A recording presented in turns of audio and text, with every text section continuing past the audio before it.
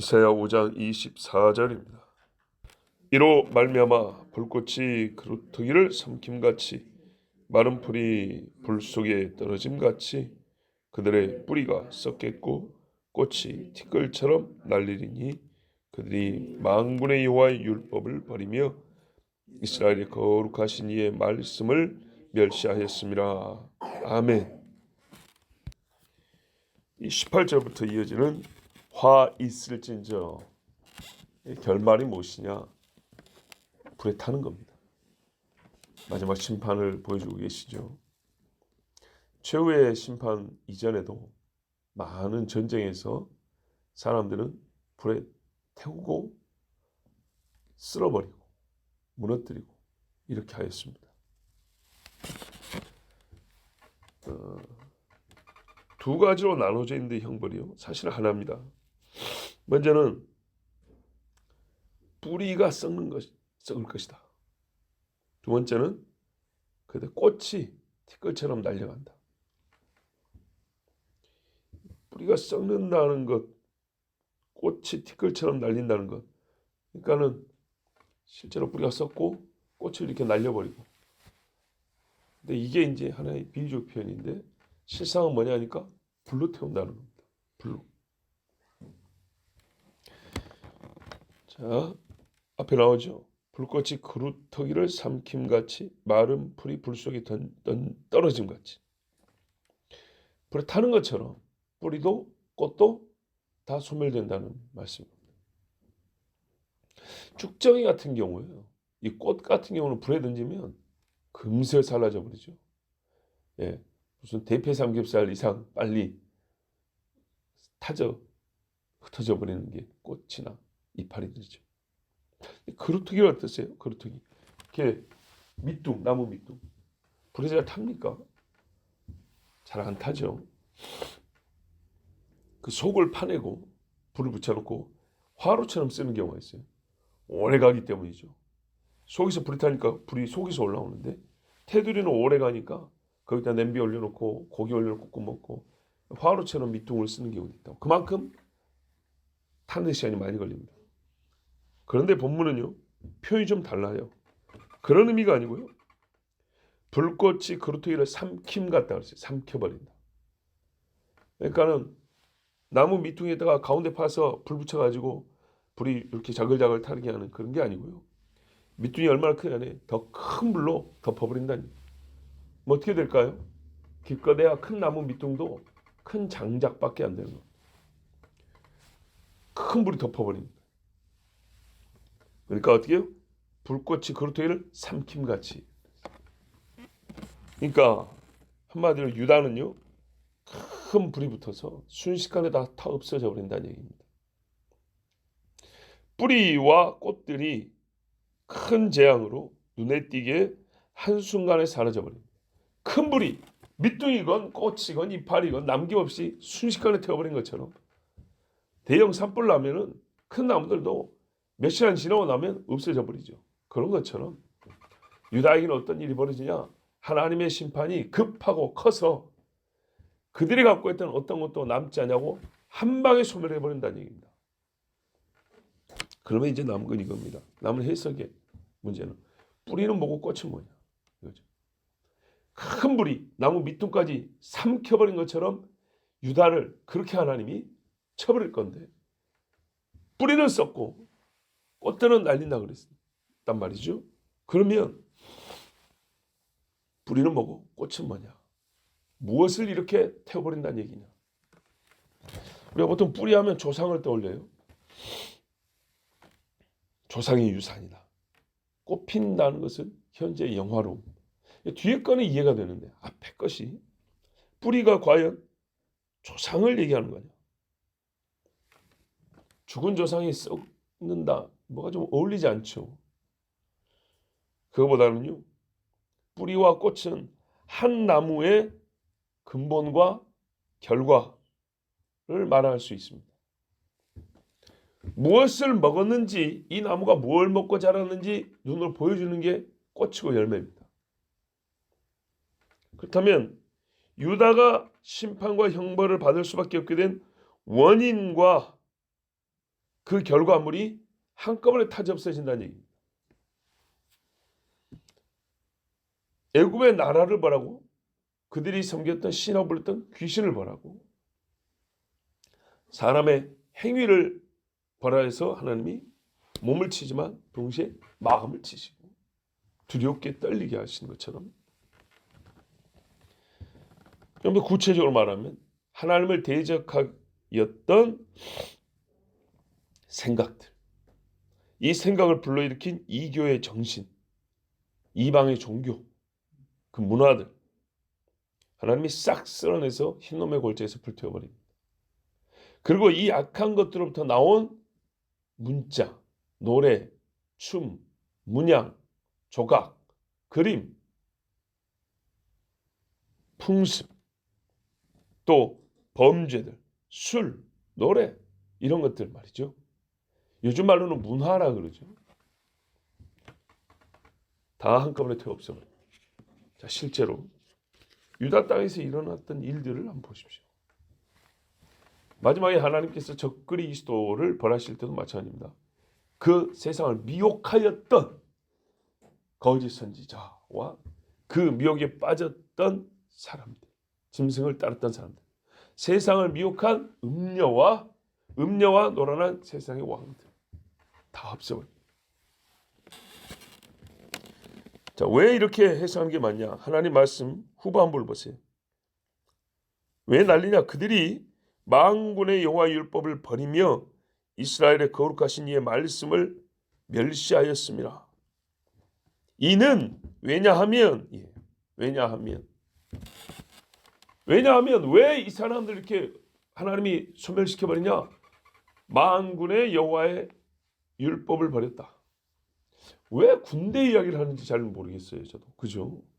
율법하면 오히려 진리의 하나님의 율법, 그들을 만드시는 하나님의 율법, 거룩하신 하나님의 율법, 이러면 더 어울릴 것 같은데, 만군, 여러 군대에, 모든 군대에 하나님의 율법을 버렸다고 그랬어요.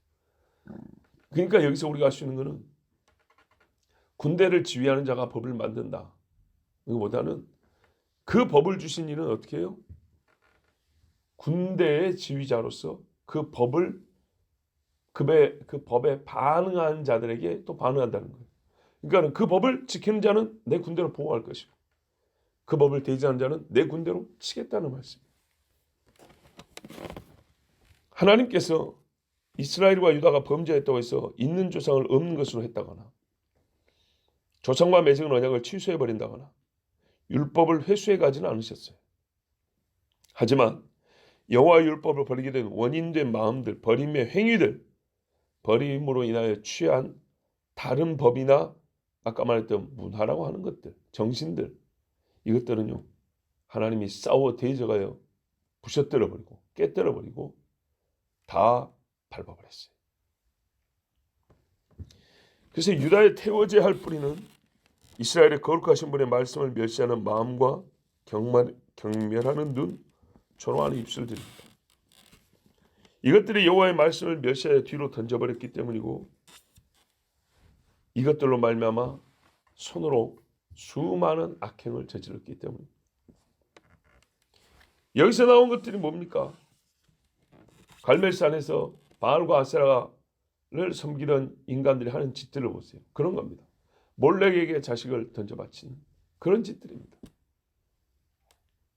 그래서 하나님은 이 악한 냄새, 좋은 냄새가 아니라 역겨운 냄새를 풍기는 꽃들을 다 꺾어서 불살라 버렸습니다. 만일 여호와의 율법을 마음에 새겼고 거룩하신 분의 말씀을 존중하였다면 하나님은 그들의 마음을 지켜줍니다. 다윗의 마음을 지켜줍니다. 다니엘의 마음을 지켜줍니다. 만군의 여호와께서 그의 군대를 보내사 사자를 꼼짝 못하게 만듭니다.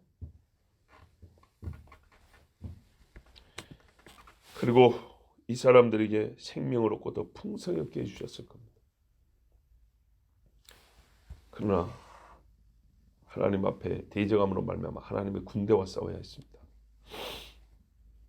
만일 거룩하신 분의 말씀을 멸시하지 않고 존중했다면 하나님은 유다가 피운 꽃들을 화무 11홍이라 하는데 10일이 아니라 1000년 동안 그 꽃이 활짝 피어 좋은 냄새가 풍기해 주셨을 겁니다. 제 말은 우스운 게 아닙니다. 예수님이 이 땅에 오셔서 1000년 다스린다 했습니다. 그렇지만 유다인들은 여호와 알기를 우습게 여겼고 자만하고 거만한 마음들은 하나님을 조롱하였습니다. 그 결과 이제는 하나님을 두려워하고 하나님을 경외함으로 아니라 자기를 대적하러 오는 자로서 공포에 떨어야 했습니다. 금으로 빛나던 성전은 허물어지고 다 불에 태워졌습니다. 그 꽃이 져버렸습니다. 4절과 7절에서 우리는 먼저 읽었습니다. 뭐라 하냐면 내가 내 포도원을 위하여 행한 것 외에 무엇을 더할 것이 있으랴. 내가 좋은 포도 맺기를 기다렸거늘 들포도를 맺으면 어찌 됨인고. 7절에 무릇 만군의 여호와의 포도원은 이스라엘 족속이요 그가 기뻐하시는 나무는 유다 사람이라. 그들에게 정의를 바라셨더니 도리어 포악이요 그들에게 공의를 바라셨더니 도리어 부르짖음이었도다. 이 말씀과 연관해서 24절을 읽어야 합니다. 왜 유다를 벌할 때 하나님이 나무를 이야기하셨는가? 심은 씨하고 다른 열매를 맺는 포도나무는 하나님이요. 잘 보세요. 신약에서도 마찬가지예요. 가지치기를 하는 것이 아니라 뿌리를 뽑아버립니다. 가지치기로 될 문제가 아닙니다. 유다 사람들 잘못된 거 하나님 가지 쳐주면 다시 새로워지지 않겠어요? 아니요. 싹 무너뜨리고 다 쫓아낸 다음에 다시 밭을 일구고 새 씨를 뿌립니다.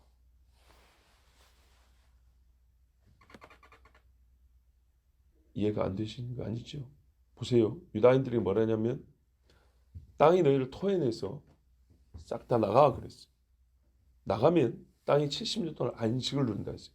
너희들이 남아있으면 땅이 쉬지를 못해. 나가 그랬어요. 그리고 이 땅이 70년 동안 쉬면서 하나님이 어떻게 해요? 바벨론에서 연단된 사람들을 다시 데려와서 다시 심어요. 그게 스룹바벨, 에스라 이렇게 같이 온 사람들이.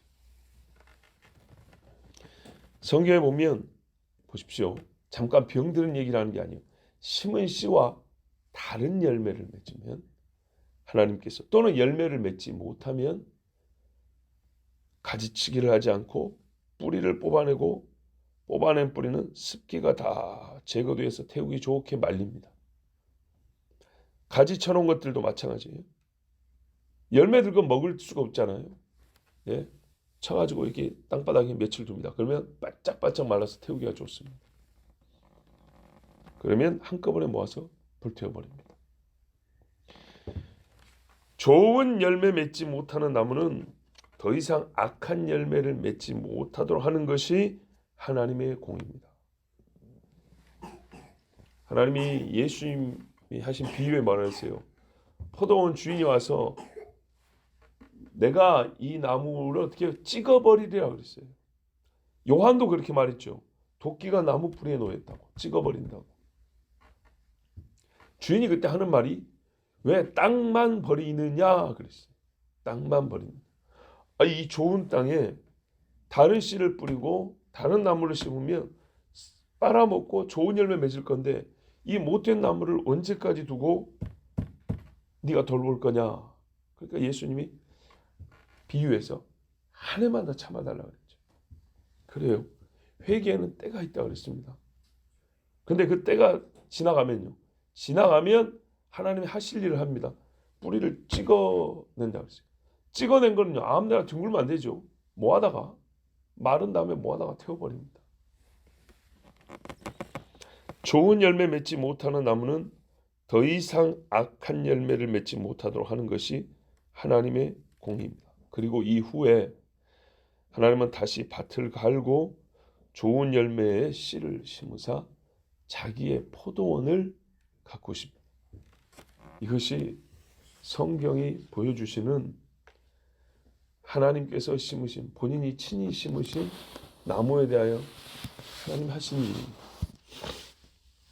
우리 개인이 하나님 앞에 큰 죄를 짓고도 회개를 하지 않고 오랜 시간이 가면 참 돌아오는 데 시간이 많이 걸립니다. 정말로 많이 걸립니다. 왜냐하면 자, 성경에 오늘과 비슷한 말씀 안 해요. 쓴뿌리를 제하라 이렇게 되어 있죠. 뿌리는요, 제거하는 겁니다. 제거하는 거예요.